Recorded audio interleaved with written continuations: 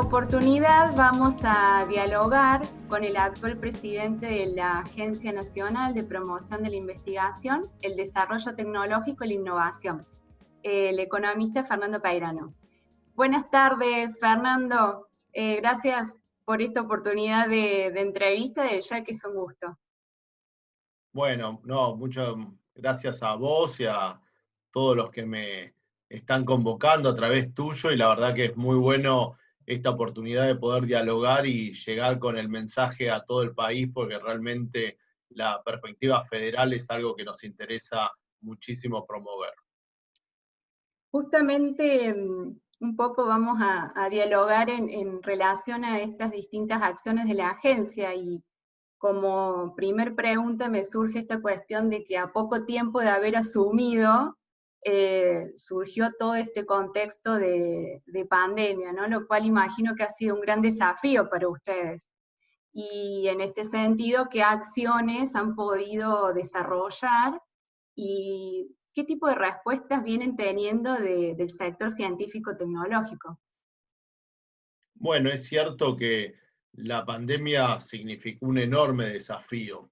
Un desafío primero operativo, pasar de un trabajo donde en el Estado está ordenado, basado en un paradigma analógico, en un paradigma físico, pasar de un día para otro prácticamente a operar en un paradigma digital, a operar de manera remota. Este cambio, este salto abrupto, fue posible no solo por la decisión de cómo conducimos hoy en día las instancias de ciencia y tecnología, sino en especial por la colaboración y compromiso de todos los trabajadores y trabajadoras vinculados a la agencia. No podemos dejar de reconocer que esto es posible porque han puesto sus equipos, su conectividad, su buena voluntad, su capacidad de organizarse en un momento muy difícil. Esta es la condición de base. Después, me parece que la pandemia puso negro sobre blanco objetivos e intenciones que teníamos, porque no es que operamos en el vacío, operamos en un marco conceptual que ya veníamos desplegando desde el principio de diciembre, un marco conceptual de apoyo y recomposición de la situación de los científicos y científicas argentinas, de las pymes innovadoras, que empezó con la restitución del ministerio. Antes no estaba el ministerio al 10 de diciembre. Pensemos que en realidad los tres ministerios claves para enfrentar la pandemia, como son el Ministerio de Salud, el de Ciencia y Tecnología y el Ministerio de Trabajo, eran tres áreas que habían sido desjerarquizadas en el gobierno de Mauricio Macri.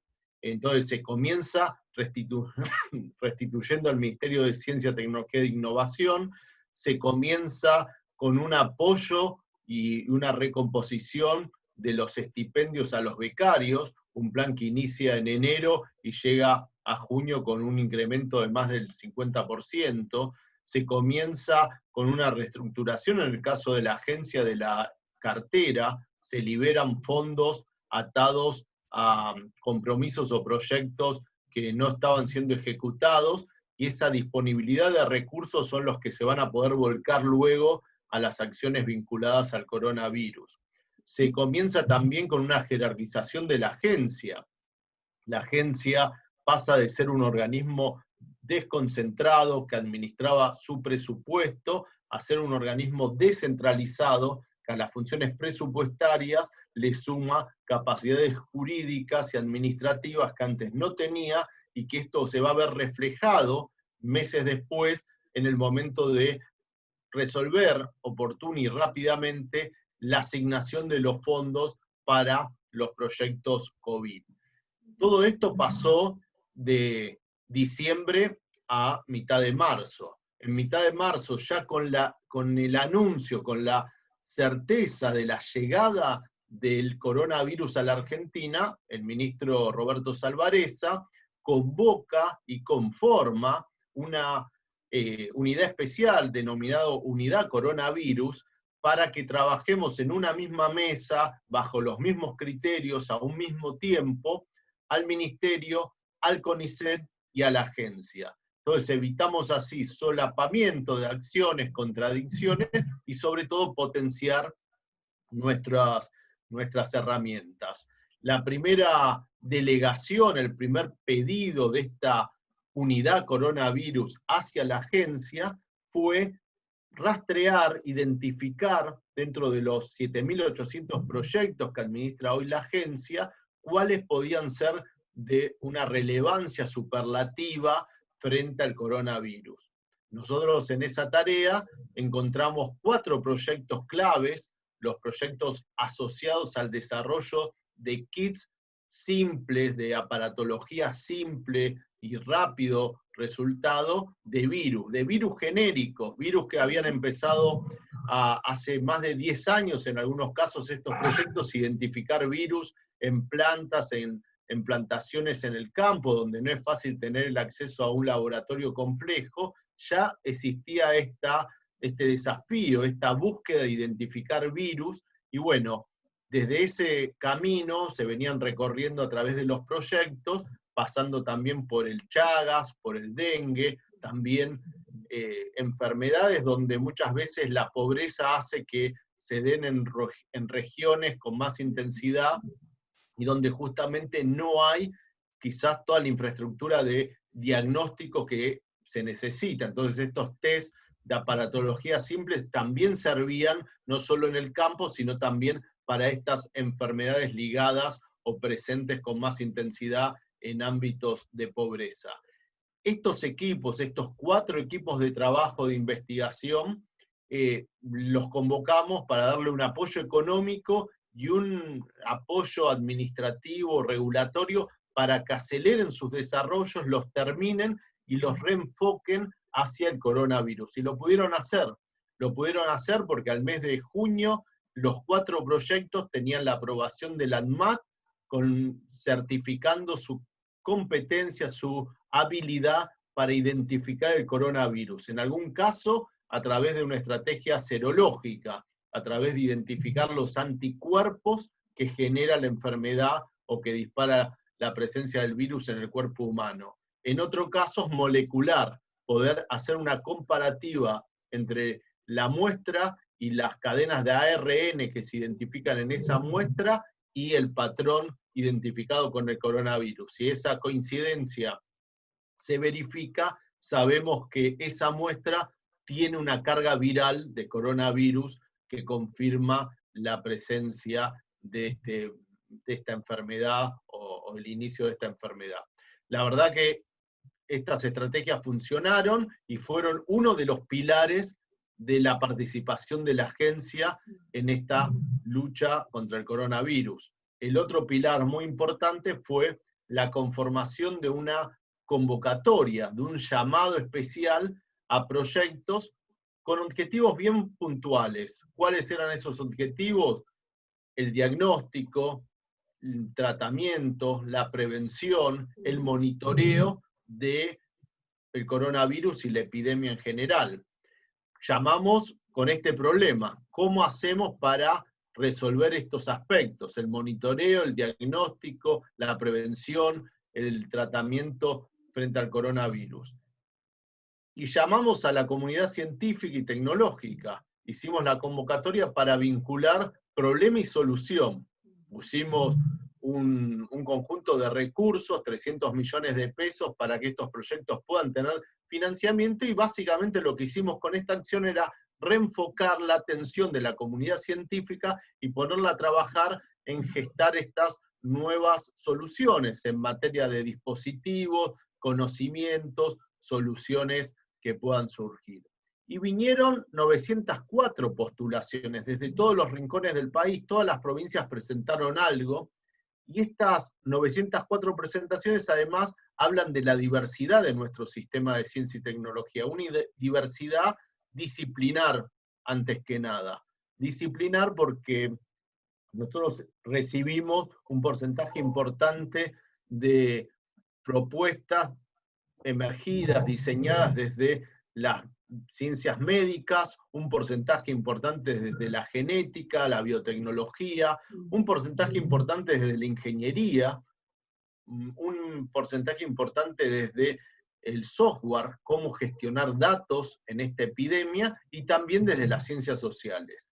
En conjunto, teníamos una cartera muy diversa de propuestas que fueron recibidas desde el 27 de marzo, cuando abrió la convocatoria, hasta el 10 de abril, y desde el 10 de abril hacia fin de mes, en menos de 20 días, las evaluamos con una comisión compuesta por más de 25 especialistas y seleccionamos lo que va a ser, lo que es hoy la cartera de proyectos que tiene la agencia, de 84 proyectos, la mayoría surgidos de esta convocatoria. Se sumaron otros que han llegado por estas acciones directas, por ejemplo, lo que comenté con el KIT, o con lo que hicimos con la Fundación Bungibor, de también financiar y alentar a la investigación científica de base.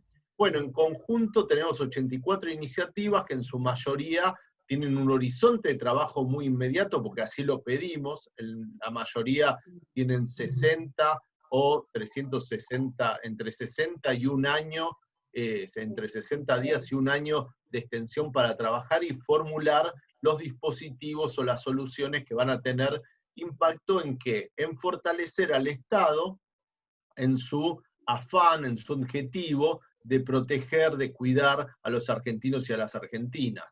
Y entonces, ¿qué vemos con todo esto? ¿Cuál es la conclusión de todo esto? Que cuando el gobierno nacional apuesta, pone como prioridad la defensa de la vida como principio ordenador en esta pandemia, en esta crisis que ha desatado el coronavirus, no pone a la economía, no pone a otras variables, sino que pone a la vida, esto le da, desde luego, al área de salud ser la primera línea, ¿no?, en la batalla, ser el primer frente para hacer, para atender las urgencias que genera el coronavirus. Pero detrás de ese frente está la ciencia y la tecnología.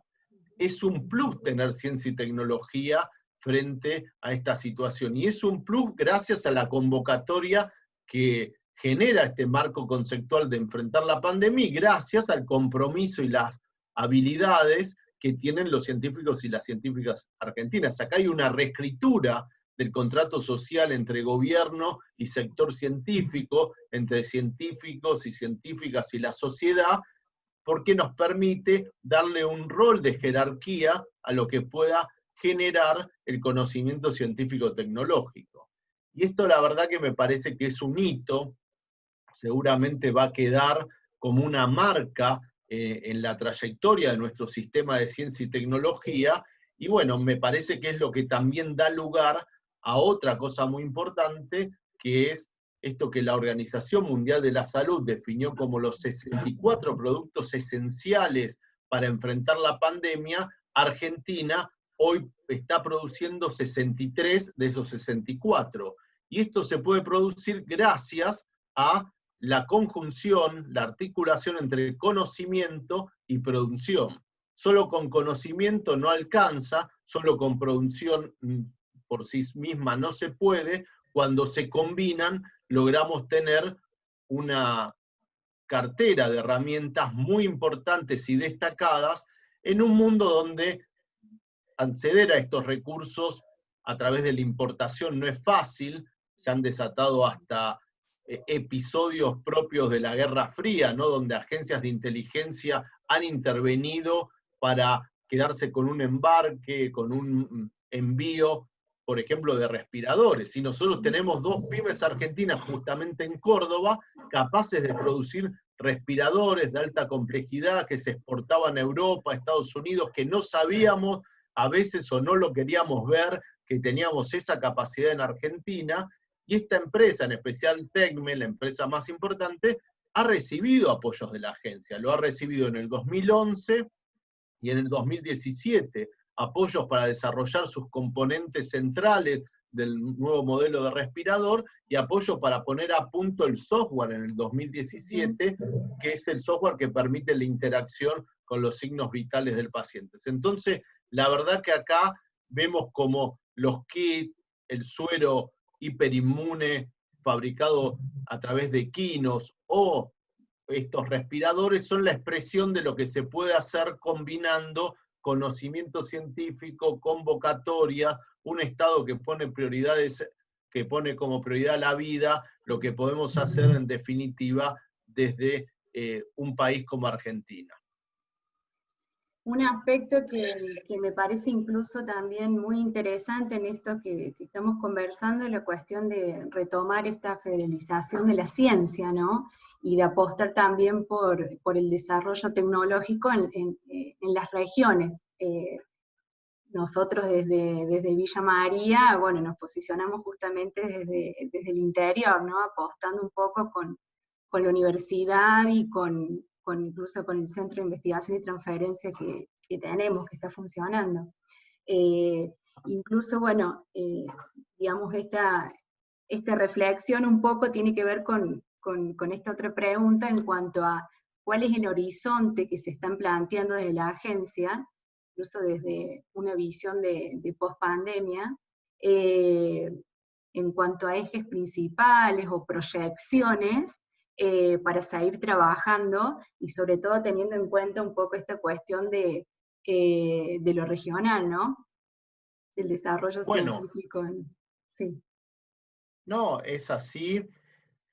A ver, la pandemia nos obliga a respuestas rápidas, a políticas públicas no solo eficaces, sino también oportunas, pero no nos desvía tanto del eje conceptual, no nos desvía tanto de los valores que queríamos traer en este momento de la gestión.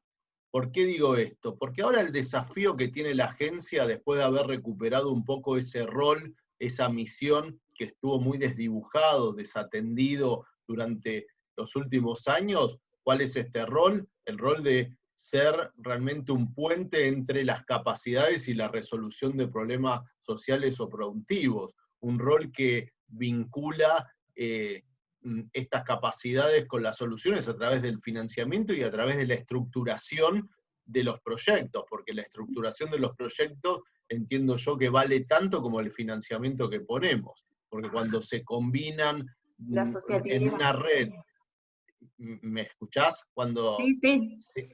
se combina en una red distintos actores, universidades, grupos de investigación o grupos de investigación con empresas, esa estructuración también le da otro sentido al financiamiento y lo potencia. Entonces la vinculación también es una tarea clave para promover y movilizar al sistema. Y decía que esto nos aleja en un punto en cuanto a la novedad, que tuvimos que hacer cosas que no esperábamos, pero las hicimos con los valores que sí esperábamos tener.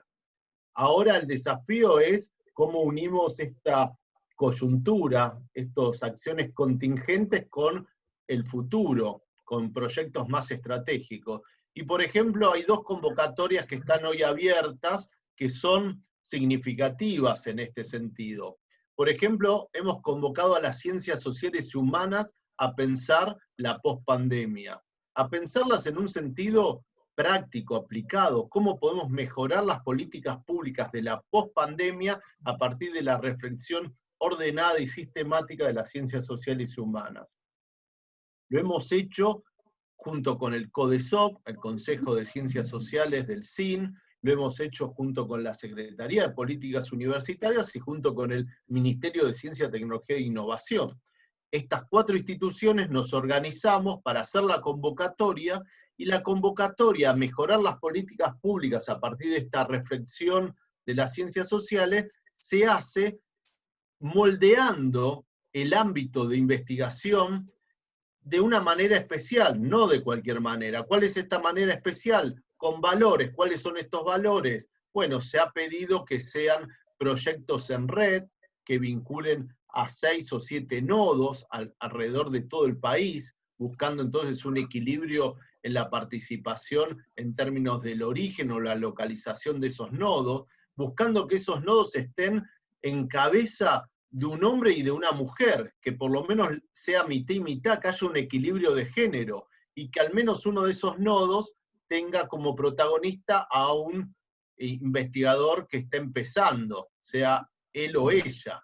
Entonces me parece que ahí se está moldeando trabajo en red, equilibrio federal, equilibrio de género, oportunidades, que uno lo hace, obviamente, en una coyuntura para pensar la pospandemia, pero lo hace con valores que ya traía de antes.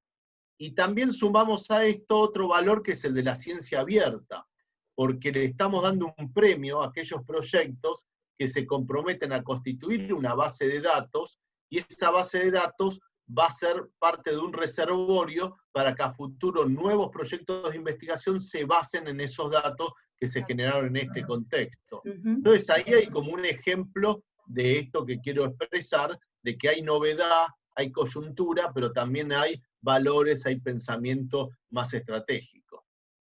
Sí, la verdad que es muy interesante. Nosotros desde la universidad estamos trabajando para presentarnos a esta convocatoria desde las ciencias sociales y humanas. Eh, Así que la verdad que estamos muy al tanto y yo creo que rescato mucho esta cuestión, ¿no? Bueno, un poco de lo que decías del trabajo articulado, asociado, este trabajo regional, sobre todo justamente nos permite a nosotros, como vuelvo a repetir, que estamos un poco más en el interior, poder seguir potenciando este desarrollo bueno, que vamos teniendo y que sin las convocatorias o este respaldo no podríamos realmente poder conseguir respuestas, ¿no?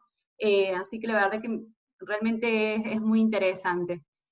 Fernando, muchas gracias por esta oportunidad y bueno, vamos a seguir en contacto para seguir dialogando sobre las distintas propuestas de la agencia. La verdad que quiero agradecerles mucho el interés por conocer cómo estamos trabajando en la agencia de I+D+I, cómo está acompañando todo el equipo, todos los trabajadores del Estado, trabajadores y trabajadoras, y cómo podemos empezar a constituir nuevas formas de trabajo con ustedes, con las organizaciones e instituciones que están en los distintos territorios, que me parece que hay un desafío enorme de hacer una federalización operativa, de darle lugar al conocimiento situado, de darle lugar a la pertinencia al momento de evaluar los proyectos.